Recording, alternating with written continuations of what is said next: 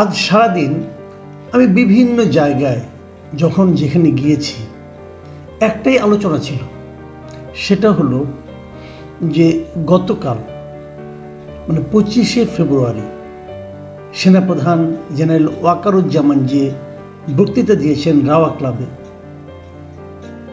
সেই বক্তৃতা নিয়ে উনি কেন কি কথা বললেন, কেন এমন কথা বললেন, এ কথার কী ব্যাখ্যা হতে পারে, এই শব্দটার কি ব্যাখ্যা, ওনার এইভাবে বলার কি ব্যাখ্যা, ওনার বডি ল্যাঙ্গুয়েজের কি ব্যাখ্যা, এবং উনি এই সময়ে কেন বললেন, কাদের উপস্থিতিতে বললেন, এই সবগুলি বিষয় নিয়েই কিন্তু আলোচনা হয়েছে। এবং আমার কাছে দুটো সংবাদ মাধ্যম আজকে এই বিষয়ে আমার রিয়াকশন জানতে চেয়ে আমার সঙ্গে যোগাযোগ করেছি। আমি তাদের রিয়াকশন আমার মতো করে দিয়েছি, যা কিছুটা আমি গতকালকে আপনাদেরকেও দিয়েছিলাম আমার এই চ্যানেলে। আমার যে রিয়াকশন, আমার যে উপলব্ধি, সেটা যে সত্য এটা কিন্তু আমি গ্যারান্টি দিয়ে বলতে পারি না। আমি যেভাবে ভেবেছি আমি কেবল সেই কথাটাই ব্যাখ্যা করেছি আপনাদের সামনে।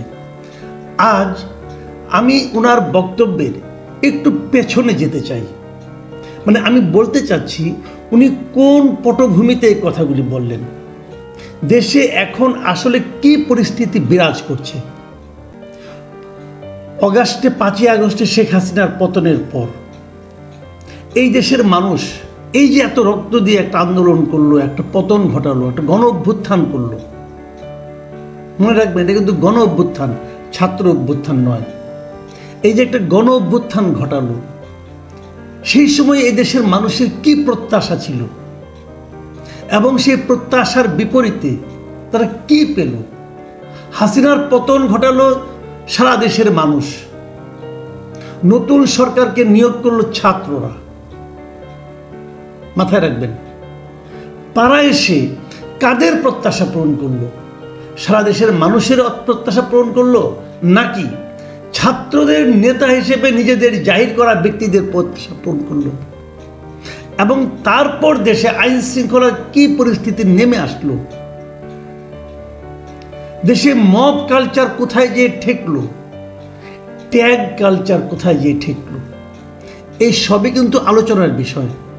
মানুষ কি নিরাপদ? কালকে দেখলাম শিক্ষা সফরে যাচ্ছে কয়েকটা বাসে করে, সেটা থামিয়েও ডাকাতি হয়েছে। যাত্রীবাহী কোচ, রাতের বেলাতে নাইট কোচগুলো হয়, সেগুলো এখন আর নিরাপদ বিবেচিত হচ্ছে না। এই যে অস্থিরতা, সেই অস্থিরতার প্রেক্ষিতেই কিন্তু ওনার অস্থিরতা যখন চূড়ান্ত রূপ ধারণ করেছে, এবং এই অস্থিরতাকে স্বীকার করে নিয়ে স্বরাষ্ট্র মন্ত্রণালয়ের দায়িত্বপ্রাপ্ত উপদেষ্টা যখন মধ্যরাতে একটা প্রেস কনফারেন্স ডেকে মানে হাস্যকর সব কথাবার্তা এবং অজুহাত দেন, ঠিক তার পরদিনই কিন্তু সেনাপ্রধান এই বক্তব্য দিলেন। এই বক্তব্য উনি অনেক কড়া কথা বলেছেন, অনেক কথা স্পষ্ট করে বলেছেন। কিন্তু আমি এই আলোচনার আগে আরেকটা কথা বলতে চাই যে এই আলোচনার পেছনে কি আর কিছু নেই? আপনারা একটু চিন্তা করে দেখেন, ঠিক এই ঘটনার দুদিন আগে মানে 25 তারিখে উনি বক্তৃতাটা দিলেন, 23 তারিখে দেশের একটা 5 তারকা হোটেলে একটা নতুন সংগঠনের আত্মপ্রকাশ ঘটেছে। আমি এই নতুন সংগঠনের আত্মপ্রকাশের যে নিউজটা বেরিয়েছে দৈনিক প্রথম আলোতে, আমি সেই প্রথম আলোর শিরোনামটা আপনাদের পড়ে শোনাই। নতুন গবেষণা প্রতিষ্ঠানের আত্মপ্রকাশ, অনুষ্ঠানে 3 সেনা প্রধান সহ রাজনীতিবিদরা, এই হলো নিউজটা। এবং এই নিউজটার পুরো আয়তন 300 ওয়ার্ডের একটা নিউজ, 300 ওয়ার্ডের একটা রিপোর্ট। সেই 300 ওয়ার্ডের রিপোর্টে আমি আপনাদের কিছু পড়ে শোনাতে চাই, আপনারা একটু শুনুন। সেখানে কি বলা হয়েছে? দেশে নতুন একটি গবেষণাধর্মী প্রতিষ্ঠানের আত্মপ্রকাশ ঘটেছে। Foundation for strategic and development studies নামে নতুন এই প্রতিষ্ঠানটি রাষ্ট্রে সুশাসন, জাতীয় নিরাপত্তা, উন্নয়ন এবং পলিসি কর্মকৌশল নির্ধারণ প্রক্রিয়ায় থিঙ্ক ট্যাঙ্ক হিসাবে গবেষণা কাজ করবে বলে জানানো হয়েছে। প্রতিষ্ঠানটির চেয়ারম্যান মেজর জেনারেল অবসরপ্রাপ্ত ফজলে এলাহি আকবর। ফজলে এলাই আকবর সম্পর্কে আপনাদের হয়তো কেউ কেউ জানেন, কেউ কেউ জানেন না। উনি খালেদা জিয়া যখন বিএনপি সরকার ছিল, খালেদা জিয়ার সঙ্গে উনি খুবই ঘনিষ্ঠ ছিলেন এবং বিএনপি লাইনের উনি সাবেক সেনা অফিসার, সে ওনাকে সবাই চিনে। তারপরে আর তেমন কিছু নাই, কিন্তু এখানে কি হয়েছে না হয়েছে সেটা নাই। তারপর বলা হলো অনুষ্ঠানে কে কে ছিলেন তার কাহিনী, এবং পুরো নিউজটার মধ্যে 85% স্পেস জুড়ে আছে কে কে ছিলেন। 85 হবে না, 90% জুড়ে হবে। 90% জুড়ে ছিল কে কে ছিলেন।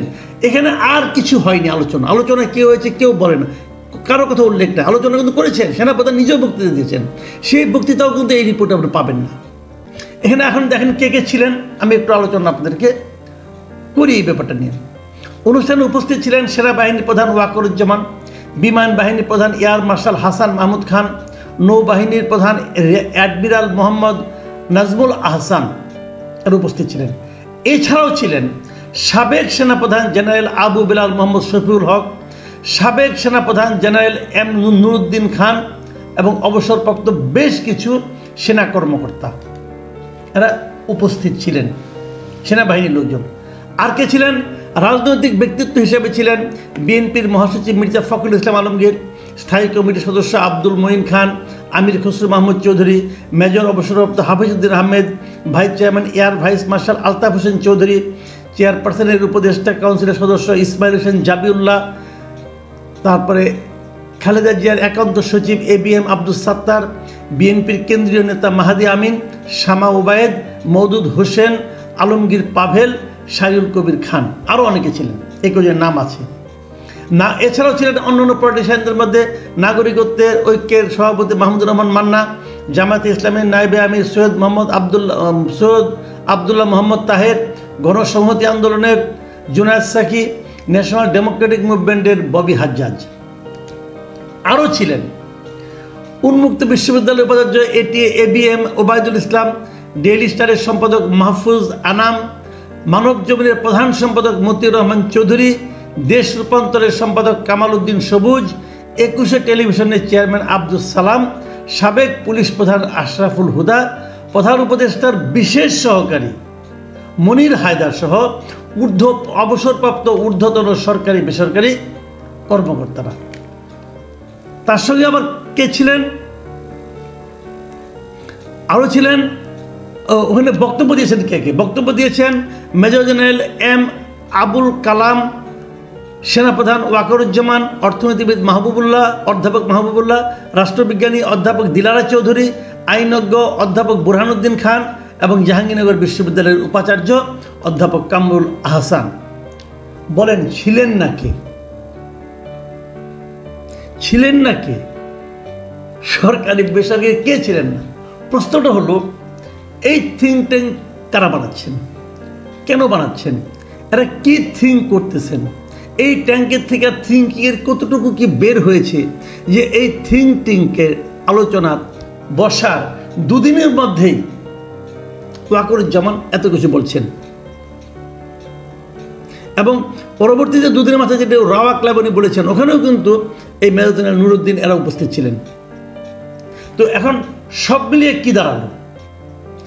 আজকে ওনার এই বক্তব্যের পরে, ওনার যে কালকের যে অনুষ্ঠানে উনি বক্তব্য দিয়েছেন, যে বক্তব্য নিয়ে সবাই এখন আলোচনা করছেন, সেই বক্তব্য নিয়ে নানা জনে নানা কথা বলছে, দেশি বিদেশি পত্রপত্রিকা লেখালেখি হচ্ছে। কিন্তু আর্মি চিফ একটা বক্তব্য দিয়েছেন এবং এই বক্তব্য অবশ্যই গুরুত্বপূর্ণ, অবশ্যই ইঙ্গিতপূর্ণ। আমি নিজেও এই বক্তব্য নিয়ে কালকে আলোচনা করেছি এবং আমি পার্সোনালি বলেছি আমি কিন্তু এই বক্তব্যে আনহ্যাপি নই। কারণ আমি মনে করি যে কাউকেও না কাউকে বলা উচিত ছিল, কেউ না কেউ তো বলবে যে যা চলছে তা ঠিক হচ্ছে না, যা চলছে তা ঠিক হচ্ছে না, এই কথা কেউ না কেউ তো বলা উচিত। আমাদের সেনাপ্রধান সেই কাজটা করেছেন। আমরা যেমন অগাস্ট মাসে ভাবছিলাম যে কারো না কারো তো বলা উচিত প্রাইম মিনিস্টারকে, মানে তৎকালীন প্রাইম মিনিস্টারকে, আপনি ঠিক করছেন না এবং আপনি যা করেছেন তার জন্য আপনার অধিকার নেই এই পদে থাকার। আমরা অপেক্ষা করেছিলাম কে বলবে। সাধারণ মানুষ তো বলছে, কিন্তু ওনাকে বলার মতো, প্রেশার দিয়ে বলার মতো কে ছিল? এই সেনাপ্রধান ছিলেন। আপনারা তো বলবেন আমি সেনাপ্রধানের দালালি করছি, বলতে পারেন ভাই, কিন্তু আমি সমাজের মানুষের যে আকাঙ্ক্ষাটা আমি সেটার কথা বলছি। আজকে যে দুঃসহ পরিস্থিতির মধ্যে আমরা আছি, কে বলবে? বলছে না কেন কেউ? করছে না কেন কেউ? কিছু হচ্ছেটা কি সারা দেশে? এই পরিস্থিতিতে আমি দেখলাম দেশি বিদেশি, বিশেষ করে ভারতের, পাকিস্তানের এই সংবাদ মাধ্যমগুলো, মিডিয়াগুলো এই সেনাপ্রধানের বক্তব্য নিয়ে নানাভাবে মানে নিউজ করেছে, কেউ এটাকে টুইস্ট করেছে, কেউ এর মধ্যে ইঙ্গিত খুঁজে বেড়াচ্ছে, কেউ এর মধ্যে অন্য কোনো লক্ষ্য খুঁজে বেড়াচ্ছে। আমি কোনো কিছুই খুঁজছি না, আমি কেবল বলতে চাচ্ছি যে এমন বক্তব্যের পর তারপরও কি আমাদের দায়িত্বপ্রাপ্ত ব্যক্তিদের ঘুম ভাঙবে না? ঘুম কিন্তু ভাঙা উচিত। তারপরেও এই বৃদ্ধ লোকগুলো ঘুমিয়ে থাকেন, তাদের ঘুম ভাঙানোর ব্যবস্থা করা উচিত। প্রিয় দর্শক, এখন এই পর্যন্তই।